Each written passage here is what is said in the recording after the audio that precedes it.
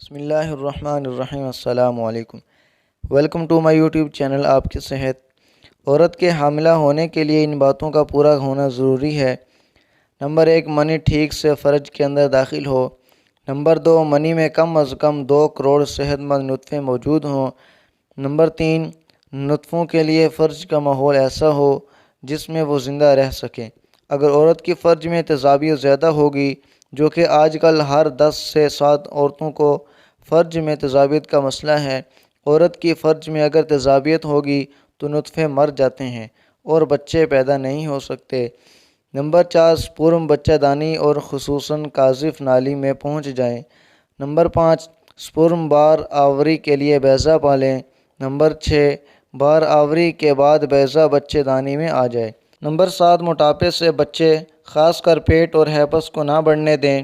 Fridge سے منی کا باہر نکل آنا پیٹ اور ہیپس کی وجہ سے ہوتی ہے اور موٹاپا ہے۔ جب میاں بیوی مباشرت کرتے ہیں تو خاوند کے انزال ہونے سے عموماً 3 سے 5 ملی میٹر منی بیوی کی فرج میں جاتی ہے، جس میں اوسطاً 30 سے 40 کروڑ سپرم موجود ہوتے ہیں۔ ان میں کچھ صحت مند ہوتے ہیں اور کچھ غیر صحت مند۔ یہ سپرم فرج میں سے ہوتے ہوئے بچے دانی اور پھر قاذف نالیوں میں جاتے ہیں، جہاں حمل ٹھہرتا ہے۔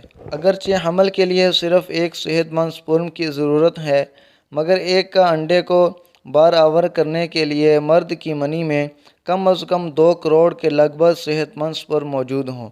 اگر سپرم کمزور ہوں گے تو اس صورت میں لڑکی پیدا ہوتی ہے۔ 80% جوڑوں کو حمل کے متعلق مباشرت کرنے کا ٹھیک طریقہ معلوم نہیں ہوتا اور نہ ہی وہ جاننے کی کوشش کرتے ہیں، جس کی وجہ سے ہوتا یہ ہے کہ مرد کے انزال کے بعد منی فرج سے باہر بہہ جاتی ہے اور جو تھوڑی سی منی اندر جاتی ہے فرج میں سے ہوتے ہوئے سپرم بچہ دانی میں جاتے ہیں، اور بہت سے سپرم فرج کی تیزابیت کی وجہ سے مر جاتے ہیں۔ اس لیے ضروری ہے حمل ٹھہرانے کے لیے مباشرت کرنے کا ٹھیک طریقہ معلوم ہونا بہت ضروری ہے، تاکہ انزال کے بعد منی فرج سے باہر نہ نکلیں، اور دوسرا فرج کی تیزابیت کو ختم کیا جائے تاکہ فرج کی تیزابیت سے سپرم مرے نہیں۔ اگر یہ ہماری ویڈیو اچھی لگی ہے تو ہمارے چینل کو سبسکرائب کر دیں اور ساتھ بیل آئیکن کو بھی پریس کر دیں، تاکہ ہر نئی ویڈیو کی نوٹیفیکیشن آپ تک بروقت پہنچتی رہے، اور اگلی مزید اچھی ویڈیو کے ساتھ دیں اجازت۔ اللہ حافظ۔